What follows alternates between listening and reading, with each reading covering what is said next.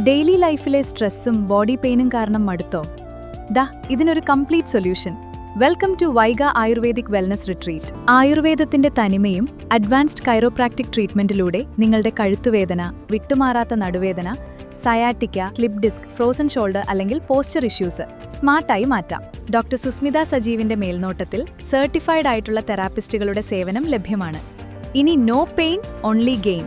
ശരീരവും മനസ്സും ഒന്ന് കൂളാക്കാൻ ഞങ്ങളുടെ സിഗ്നേച്ചർ പഞ്ചകർമ്മ തെറാപ്പികളും കൂടാതെ ന്യൂ മമ്മിമാർക്കായി പോസ്റ്റ്നേറ്റൽ കെയർ, വിവാഹത്തിനൊരുങ്ങുന്നവർക്കായി ബ്രൈഡൽ വെൽനസ് പാക്കേജുകളും റെഡിയാണ്. PCOS, വണ്ണ നിയന്ത്രണം, സ്കിൻ ആൻഡ് ഹെയർ കെയർ എന്നിവയ്ക്ക് കസ്റ്റമൈസ്ഡ് പ്രോഗ്രാമുകൾ ഇവിടെ ലഭ്യമാണ്.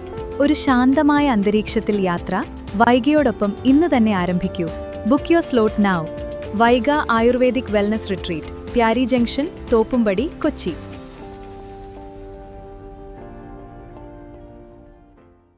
MES കോളേജ് കൊച്ചി വിദ്യാകിരണം പദ്ധതിയിലൂടെ പഠനോപകരണങ്ങൾ വിതരണം ചെയ്തു. MES കോളേജ് കൊച്ചി കൊമേഴ്സ് വിഭാഗവും NSS യൂണിറ്റ് 257 സംയുക്തമായി സംഘടിപ്പിച്ച വിദ്യാകിരണം പദ്ധതിയുടെ ഭാഗമായി 2 വിദ്യാലയങ്ങളിലെ മുഴുവൻ വിദ്യാർത്ഥികൾക്കും പഠനോപകരണങ്ങൾ വിതരണം ചെയ്തു. മട്ടാഞ്ചേരി MASS LP സ്കൂളിൽ നടന്ന ചടങ്ങിൽ school vice president Abdul Khader Jabbar അധ്യക്ഷത വഹിച്ചു. കൊച്ചി കോർപ്പറേഷൻ 3-ാം ഡിവിഷൻ കൗൺസിലർ റഹീന റഫീഖ് പദ്ധതി ഉദ്ഘാടനം ചെയ്തു. MES കോളേജ് കൊച്ചിയിലെ NSS ടെക്നിക്കൽ അസിസ്റ്റന്റ് നൗറിൽ MA സ്വാഗതം പറഞ്ഞു. സ്കൂൾ ഹെഡ്മിസ്ട്രസ് ഷിംജ ഐ വിദ്യാർത്ഥികൾക്ക് പഠനോപകരണങ്ങൾ വിതരണം ചെയ്ത് പദ്ധതിയുടെ സന്ദേശം പങ്കുവച്ചു. അധ്യാപകരായ ഷംനാസ് S, സീമ VS, വിദ്യാർത്ഥി പ്രതിനിധി അൻസില എന്നിവർ സംസാരിച്ചു.